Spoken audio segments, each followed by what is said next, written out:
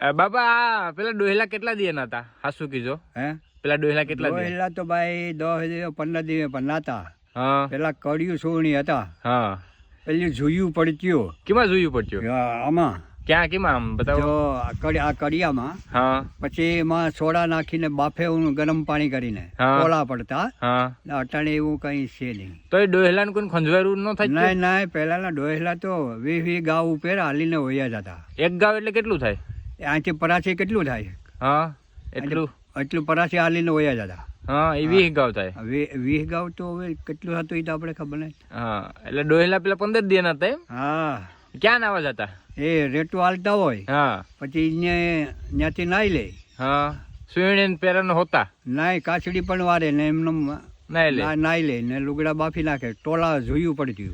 અટાણે બાબા કાયમી નહીં તો બીમાર પડે એનું કારણ ભાઈ એટલી ખાવાનો ખોરાક હા